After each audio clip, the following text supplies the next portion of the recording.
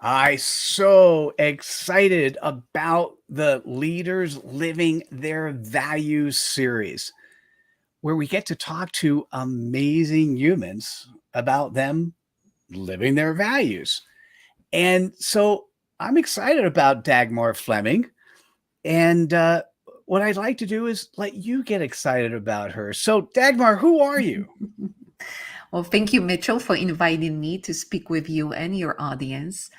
Who am I? Humanity spent thousands of years trying to answer that question. So I'll do my best. Let's bring it down to at least this particular reality.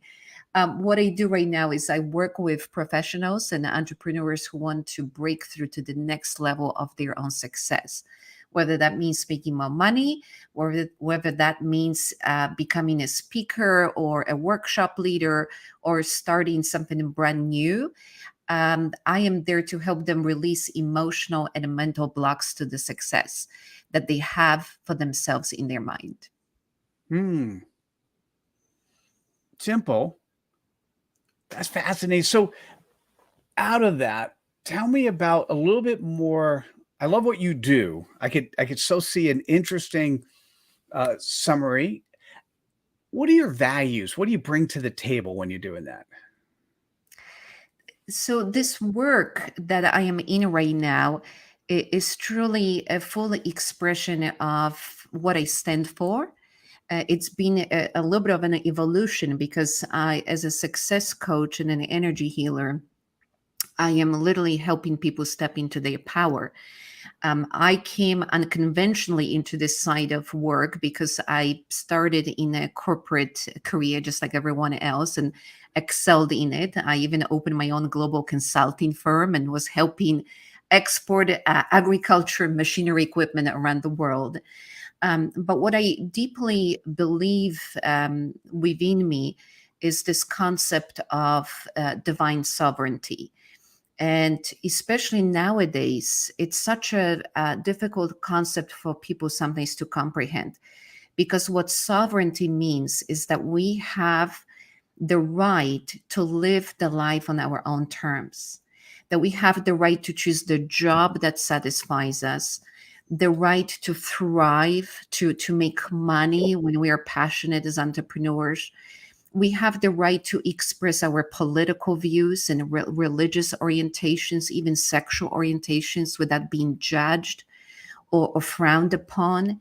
So, when we step as a consciousness of humanity into this concept of sovereignty, imagine, Mitchell, how many lives would be easier? How many wars would be prevented if we simply be who we want to be and let others be as they want to be? I you and I are speaking the same language. To me, that language is I call it credibility, and it's having respect for others, having the intent and commitment to do the right thing. It's leading with love, not with hate.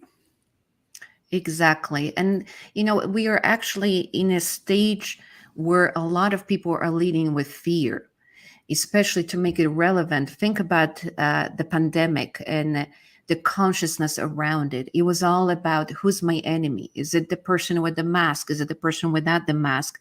Is it the vaccinated or unvaccinated? We were so focused on being afraid that we lost the touch with love. When we are in a high vibrational environment, when we stand for joy, tolerance, compassion for each other, naturally we become healthier. It's just a paradox that fear is perceived as a preventer of a disaster, where I think that if we can step into simply showing up confident in our abilities to withstand the challenges of the world, to self heal our bodies, to elevate into the next state of well being, then we have the power that we can seize and actually enjoy it. Hmm. I don't think I've had numerous conversations with you, numerous being less than five, but still, it feels like I I've known you for a while, or known of you, and we've talked, but I don't think I've ever had this level of conversation with you. I think it's time. It's time for us step into our power and step into the authentic expression of our essence, and most importantly, our truth. One of the things I am so passionate about, which is tied to the divine sovereignty, is for us to give each other space to breathe and live our lives as we want them to live. This is so little to ask for. If you want to dance at midnight to the moon, please dance. If that's going to bring your joy and happiness in your life, why do we have to look at you as something being wrong? You know, Nietzsche said that to those who did not hear the music, those who danced perceived to be crazy. And I'm paraphrasing, but essentially, um, some people hear the music, some don't. Why do we have to judge each other on how we show up in the world? So how did you get here? I mean, what was that thing? Was there a particular event or activity, or what got you to the point where you decided that it was important for you to live out loud?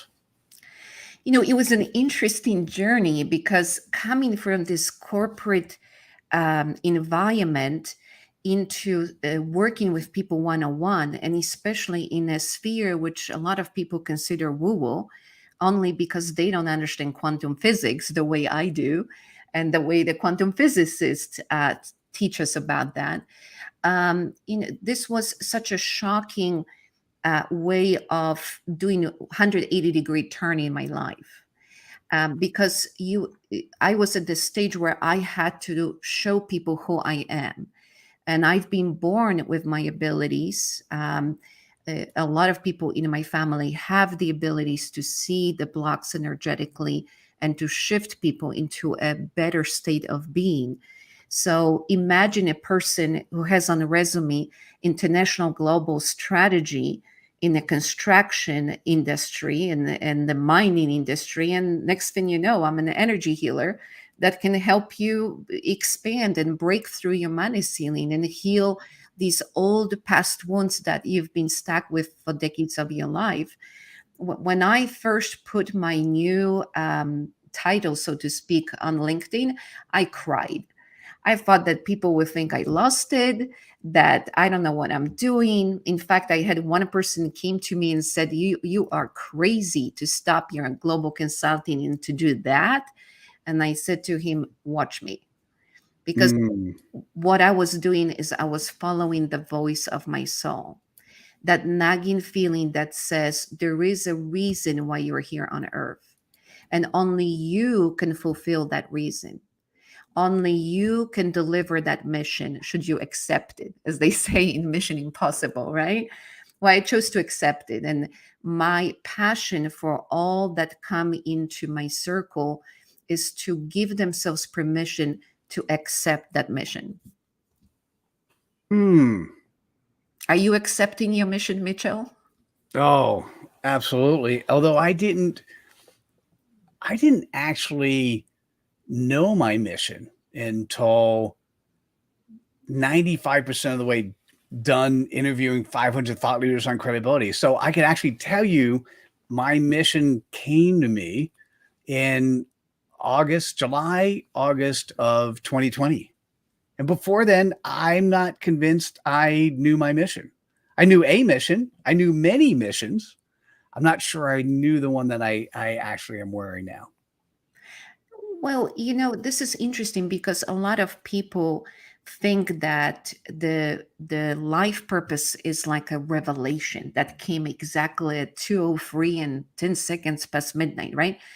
It actually, when we look at our lives, we are prepared to fulfill that mission at every step of our life. The odd job that you took, that maybe you were like I was in London cleaning the tables and learning English by being a bus girl. One might think, well, what? How is that connected to her purpose? Well, hello, I'm from Poland, and now I'm in America speaking to people and teaching them in English. Turns out that this menial job was preparing me for something later. So a lot of times I tell my clients, when you reflect on your life, you will realize that every day every minute you are being prepared to fulfill and realize not just your potential, but that bigger impact and legacy that you're leaving behind, making while fulfilling and realizing your own creativity. Yes. I'm going to say So yes to all that. yeah, so you have to relax. Just know that your purpose is continuously unfolding for you. And even when you think you reached it, I'm here to tell you, Oh, Mitchell, there's something bigger for you there's around the corner. always something bigger.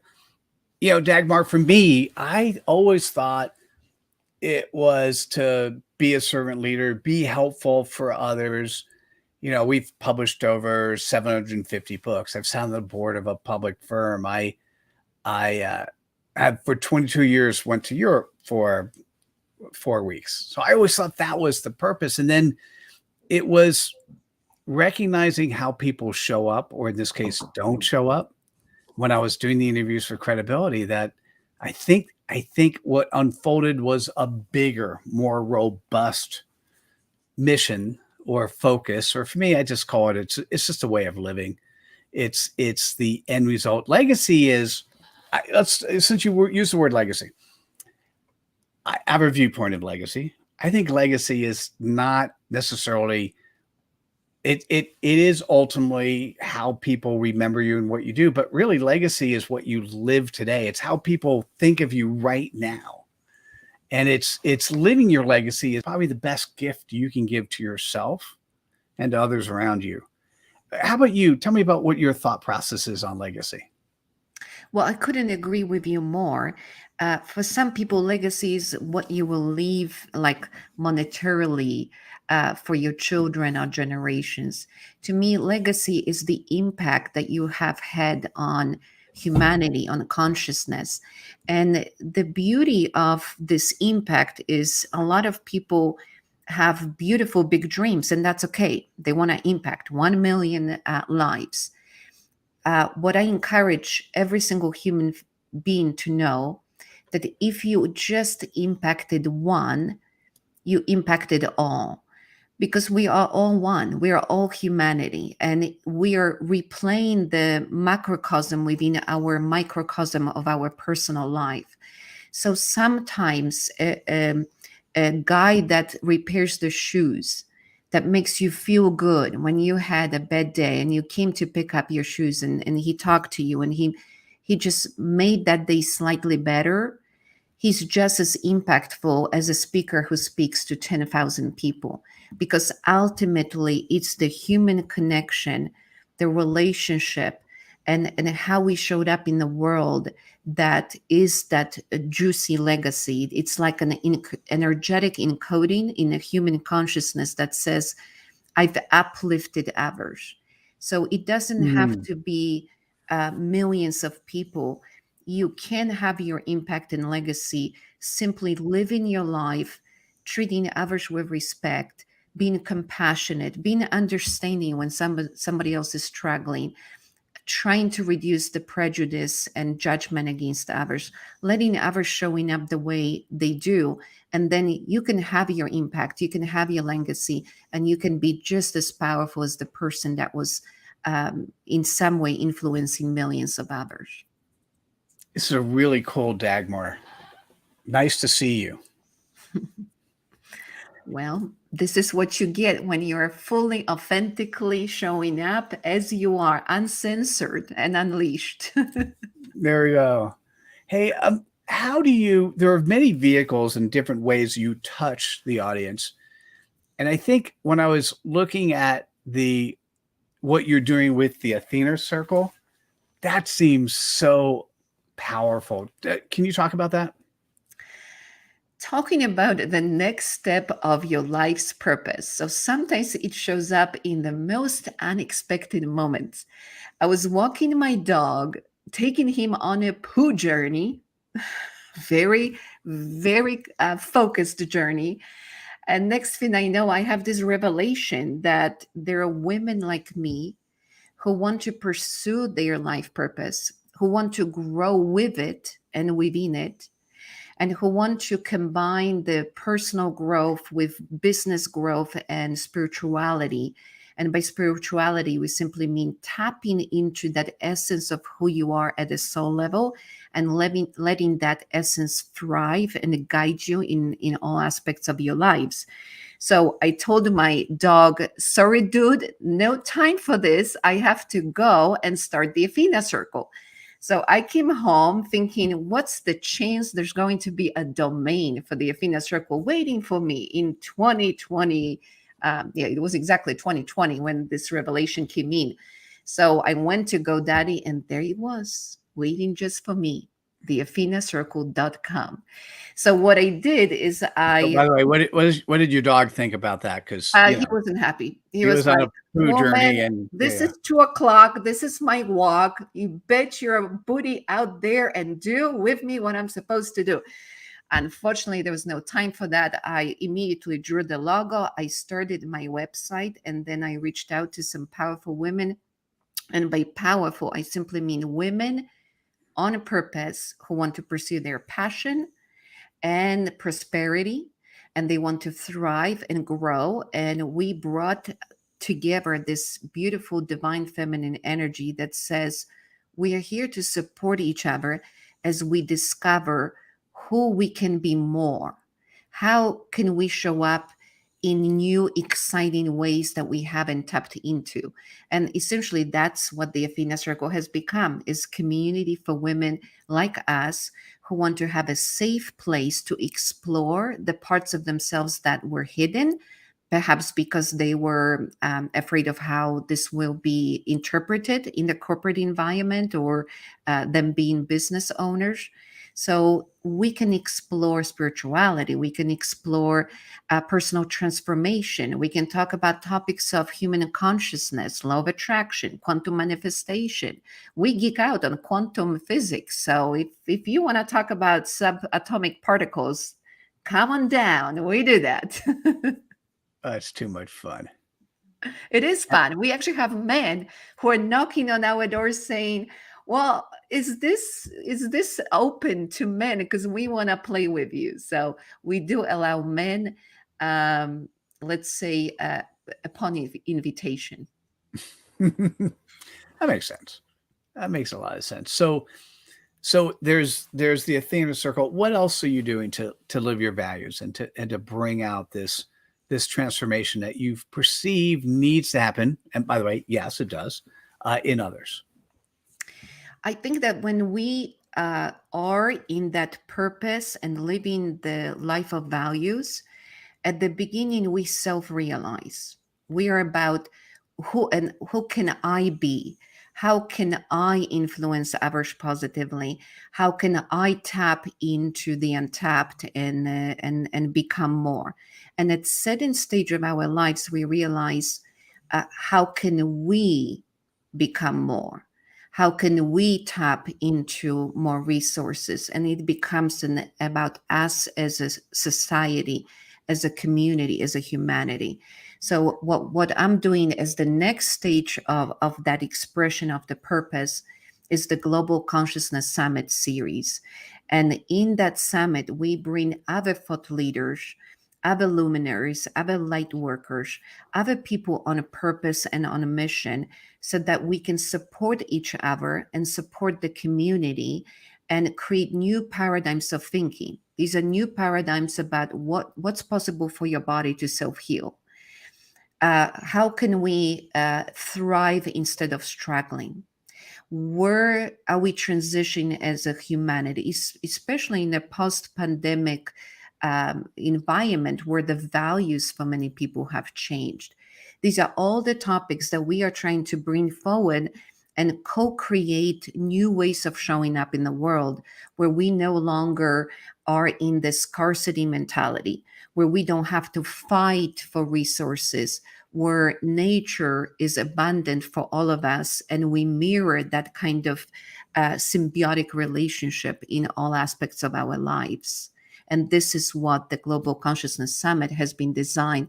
And it's almost become like a gathering where the participants of the summit are just as much contributors to the conversation as the speakers and panelists that we invite. We really want to create this super immersive, interactive space where every single person contributes to creating new paradigms of thinking and pushing the boundaries on what's possible. Because we know from quantum physics, right? Let me throw some geek here, is that our external reality is always reflection of our internal reality. So we manifest physical reality through our thoughts.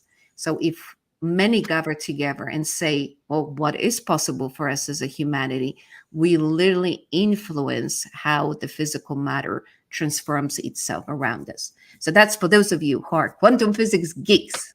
That was only partial geek, but that was good. We try to translate it in easier terms. Yeah, I love that. So, what else are you doing? Or not that that's not enough. What else are you doing in terms of you as a leader living your value? Oh my goodness, I'm already overstretched, Mitchell, and you wanted to ask me for more? It could be either more of other things or more that you haven't actually addressed yet in terms of what you're already doing. Well, for me, the next stage is to launch a podcast, which I've already interviewed some women who are thought leaders in a consciousness arena, and really create this understanding that um, for eons of times we have been taught how to think. We've been told what's possible and what's not. But what if we came together and started pushing those boundaries and saying there is another way? What if we give ourselves permission to just do something outside of the box of our thinking? So, the next stage in that evolution of living the legacy and impacting together others is to create uh, conversations that open us to ideas that perhaps things are possible. I'll give you an idea. I had a very severe surgery, not surgery, an injury in my spine, to the point where I was told that I need to walk immediately into the emergency room and have it operated on. Well, first of all, I couldn't walk because it was that severe. So I just laid on my belly for 3 months. And pretty much every expert that I've talked to, a medical expert, told me it is the only solution is surgical. Now, being an energy healer and believing in the power of the mind over our reality, I've decided to prove to everyone that I can self heal. And I did. I'm sitting right now in front of you, fully functioning. And most people don't even know that I pretty much was in bed for 6 months. And these are the paradigms of thinking that we need to introduce to group consciousness. We have to start giving ourselves permission to show up in new ways and to be more innovative, more creative, and more powerful with our choices, because the power is always within us. We just haven't tapped into it. Hmm. I'm going to say that's powerful. I'm going to say, yes, I agree. And I'm just kind of curious, based on our discussion so far, is there a question I should have asked that I hadn't asked yet? I think you're a good interviewer, Mitchell, and it's such a delight to be speaking with you. Um, I like to share with people my favorite quote, and that's Ferdinand Foch, that says, "The most powerful weapon on earth is the human soul on fire."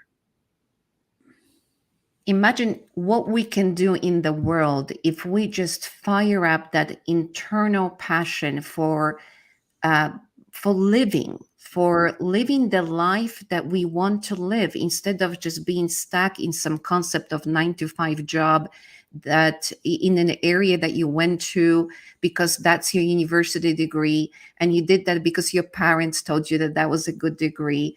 if we all just stepped out of these concepts and stepped into the life of passion, you may end up working just as many hours, but you'll come back from work rejuvenated. You will feel fulfilled. You will feel like you're tapping in all of your resources. And it shows up. It shows up when you talk about credibility. These are the people that they don't have to work for credibility. Would you agree? They Right. just live their lives exactly reflecting who they want to be and how they want to live them. I, I'm just going to reiterate the human I'm seeing in front of me now is so much different than who I saw when we met. It might have even been just a couple years ago. There's elements of who you were then, but this person, if you're watching this at this stage, the person that's in front of me is so amazingly cool. If you get an opportunity, want to check out the Athena Circle or other things that Dagmar is doing, is so worth doing. Dagmar, how best should people get in touch with you? I think the easiest hub is just drop into dagmarfleming.com. That links to all my adventures in life, and I invite you to join me in all these adventures. I also organize retreats. So if you are looking for a moment of refreshment and invigoration in various parts of the world, because we travel internationally, you can hop in and be part of our circle. There are workshops where we are always trying to uplift each other and move forward in our journey. You can check out the Athena Circle. You can check out the next edition of the Global Consciousness Summit. And we welcome you in whatever capacity you want to play with us. Nice. Dagmar, thank you so much for making time to come on and talk about how you as a leader live your values. Well, thank you, Mitchell. It's been delightful. And I just can't wait to see you in person again, wherever our journeys will put us together. Now that sounds really nice. Hey, thanks for tuning in. This is a great time to spread some cred dust. So share this link, like it where you can see it, and share this link with your friends that absolutely need to see it. And we'll see you at our next episode. Thanks. Take care. Bye now. Bye, everyone.